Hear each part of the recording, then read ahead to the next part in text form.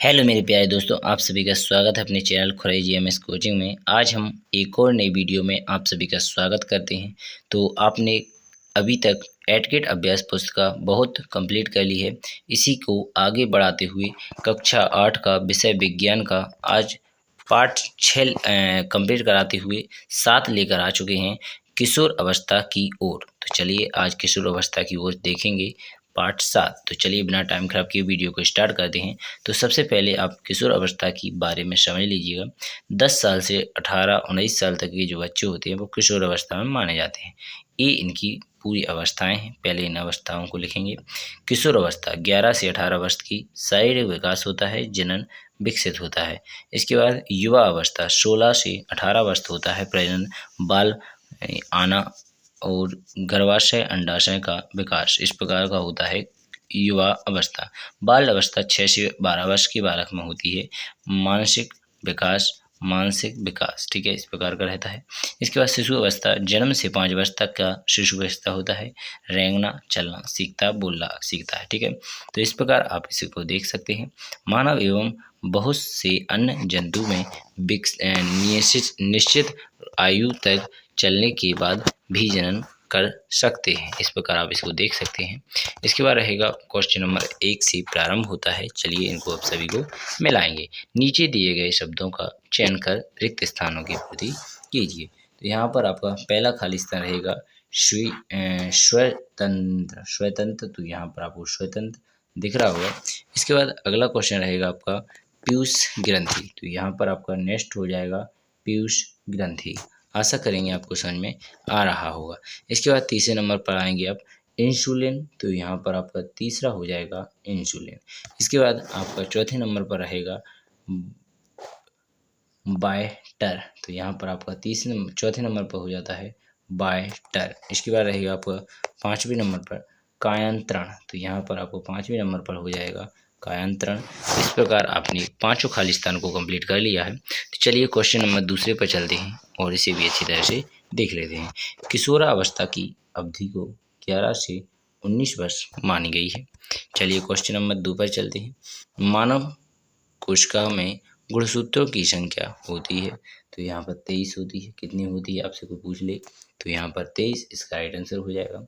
इसके बाद next question रहेगा किस ग्रंथि द्वारा स्त्रावित हार्मोन्स रुधिर में नमक की मात्रा को संतुलित करता है। तो एडिनल ग्रंथि इसका राइट आंसर हो जाएगा। इसके बाद नेक्स्ट क्वेश्चन आपसे पूछ लिया जाए सामान्य किशोर अवस्था में किशोर के लिए सार्वजनिक आहार होता है रोटी, दाल, सब्जी। किसी कोशिका में भीतर वह कौन सी संरचना है जो बच्चे में लिंग निर्धारण के लिए उत्तरदायी है। तो गुणसूत्र इसका राइट आंसर हो जाएगा। आशा करेंगे आप सभी को समझ में आ रहा होगा। चलिए अति लघुत्तरीय प्रश्न देख लेते हैं। बूझो तथा पहेली दोनों भाई बहन हैं। ठीक है, इस प्रकार आपका पूरा क्वेश्चन दिया गया है। तो इसे आप पूरा पढ़ लीजिएगा। यहाँ से आपके आंसर प्रारंभ होते हैं, तो इनको भी आप अच्छी तरह से देख लीजिएगा। तो यहाँ पर लिखा है किशोरा अवस्था किसे कहते हैं। तो यहाँ पर जीवन काल की वह अवधि जब शरीर में ऐसे परिवर्तन होते हैं जिसके परिणाम स्वरूप जनन परिपक्वता आती है, किशोर अवस्था कहलाती है। इस प्रकार आप इसको देख लीजिएगा। इसके बाद रहेगा किशोर अवस्था की अवधि क्या होती है। तो यहाँ पर आप पहले क्वेश्चन का ही देख रहे हैं अभी, तो इसे आप लिख लीजिएगा। तो यहाँ पर आपका इसका आंसर आपको स्क्रीन पर दिख रहा होगा, तो इन सभी को लिख लीजिएगा। और इसके बाद यहाँ पर आपको तीसरे क्वेश्चन नहीं दिख रहा होगा किशोर अवस्था को क्या कहते हैं, तो यहाँ पर आपको दिख रहा होगा, इसे आप लिख लीजिएगा। यहाँ पर आपको टीनेजर इस प्रकार यहाँ पर लिख रहा है, तो यही आपको यहाँ पर लिख देना है। तो आशा करेंगे आपको यह समझ में आ गया होगा। चलिए थोड़ा मैं आगे आपको बता देता हूँ। किशोर अवस्था में लड़कों में होने वाले कोई 2 परिवर्तन लिखिए। तो यहाँ पर लंबाई का एकाएक बढ़ना और यहाँ पर हल्की मूछें निकल आना। तो इस प्रकार की 2 आपके किशोर अवस्था के हो जाएंगे मुख्य कारण। इसके बाद शरीर में होने वाले परिवर्तनों के लिए उत्तरदायी अंतःस्रावी ग्रंथियों द्वारा स्रावित पदार्थ का क्या नाम है।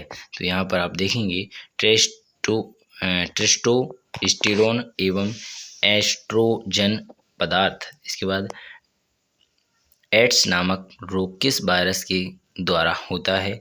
HIV नामक खतरनाक विषाणु वायरस द्वारा होता है।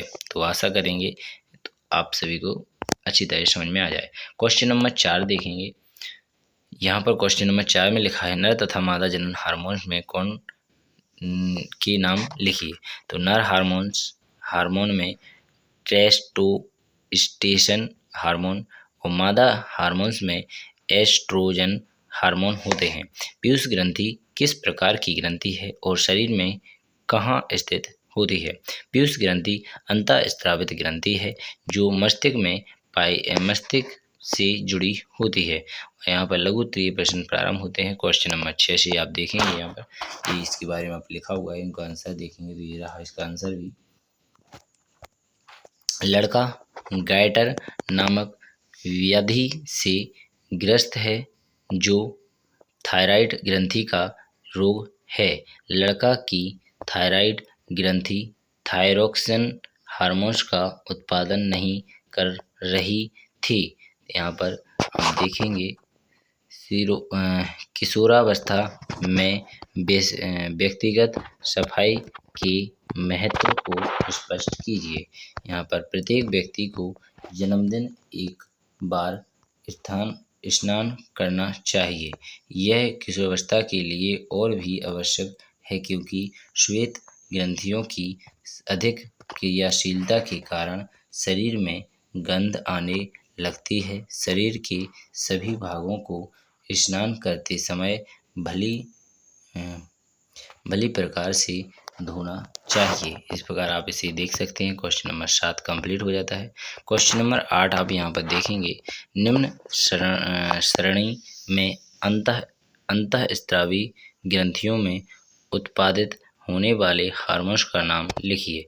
इसके बाद इनको आप देख सकते हैं, ये हार्मोन है आपके, जैसे पीयूष ग्रंथि में वृद्धि हार्मोन, अग्नाशय ग्रंथि में इंसुलिन, इसके बाद एंडीनल ग्रंथि में एंडिनेलिन, इसके बाद थायराइड ग्रंथि में थायरोक्सिन। इस प्रकार आपके ये ग्रंथियों में मिलते हैं।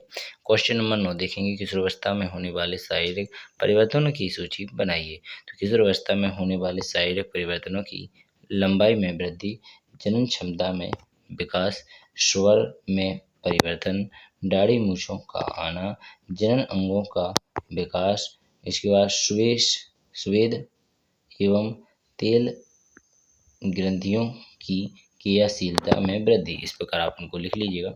इसके बाद इसी का दूसरा पॉइंट रहेगा 9वें का।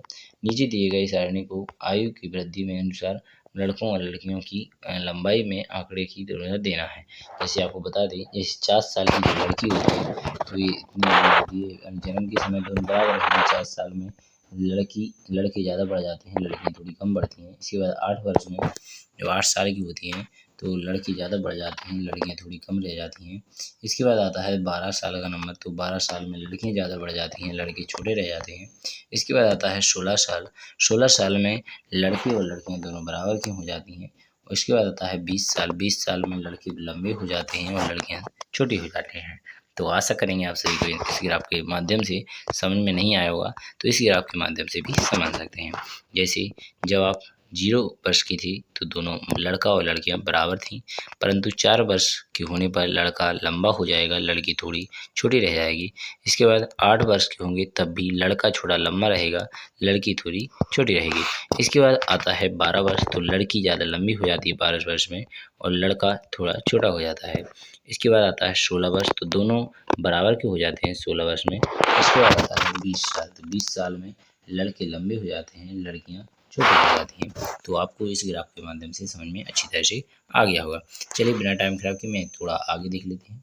तो यहाँ पर पूछा गया है पहला क्वेश्चन, इस ग्राफ से आप क्या निष्कर्ष निकालते हैं?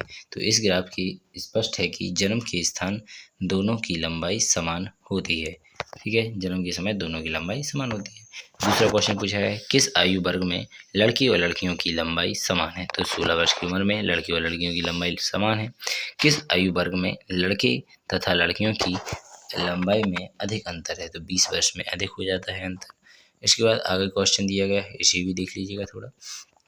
क्वेश्चन नंबर 10, क्या कारण है कि सामान्य लड़कियों में का स्वर उच्चारण वाला होता है जबकि लड़कों का स्वर गहरा होता है। यहाँ पर लड़कियों में स्वर तंत्र अपेक्षाकृत छोटा होता है, अतः बाहर से सामान्यतः दिखाई नहीं देता है, इसलिए सामान्यतः लड़कियों का स्वर उच्चारात्मक वाला होता है जबकि लड़कों का स्वर गहरा होता है, क्योंकि लड़कों में कभी कभी स्वर यंत्रण की पेशियों में अंतर्यंत्रिक वृद्धि हो जाती है और आवाज़ फटने या भर्राने लगती है। तो इस प्रकार से देख सकते हैं। चलिए थोड़ा आगे देख लेते हैं। तो यहाँ पर लिखा हुआ है एलियन के बारे में, यहाँ पर सांस भी दी गई, तो इस पर नामांकित चित्र बनाना था।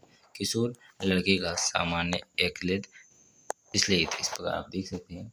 इसके बाद क्वेश्चन नंबर 11 रहेगा, संत्यस्त के लिंग निर्धारण का प्रक्रिया का सचित्र समझाइए। तो यहाँ पर चित्र सहित समझाना है। इस प्रकार आप देखेंगे, जैसे शुक्राणु की गुणसूत्र, अंडाणु की गुणसूत्र, महिला है पुरुष है, एक्स और एक्स इधर से आएगा तो एक्स एक्स यानी लड़की हो जाएगी, इधर से बाय और इधर से एक्स आ गया तो यहाँ पर लड़का हो जाएगा। इस प्रकार लड़का और लड़की का निर्धारण होता है। तो यहाँ पर थोड़ा इसके बारे में लिखा हुआ है, तो आप इसे पढ़ लीजिएगा, ठीक है। तो इसके बाद थोड़ा आगे देख लेते हैं। क्वेश्चन नंबर 12, किशोरावस्था तीव्र वृद्धि का विकास होता है। तो यहाँ पर इस प्रकार आप देखेंगे, इसे भी पढ़ लीजिएगा।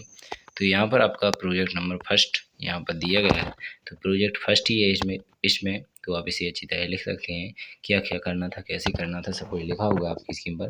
तो इतनी ही वीडियो चाहता हूँ, ज़्यादा बड़ी नहीं खींचना चाहता हूँ, तो आप अच्छी तरह से लिख लीजिएगा। पार्ट 7 के बाद पार्ट 8 में हम जल्दी से आपके लिए लेकर आने वाले हैं। जितनी किताबें हैं, हिंदी, अंग्रेजी, सामाजिक विज्ञान, जितनी भी किताबें, सभी का फुल सोल्यूशन इस चैनल के माध्यम से आपको मिल जाएगा। तो चलिए इस चैनल को सब्सक्राइब कर लें। बिना टाइम खराब के अगली वीडियो मिलेंगे। भारत माता की जय। जय हिंद, जय भारत। धन्यवाद बहुत बहुत।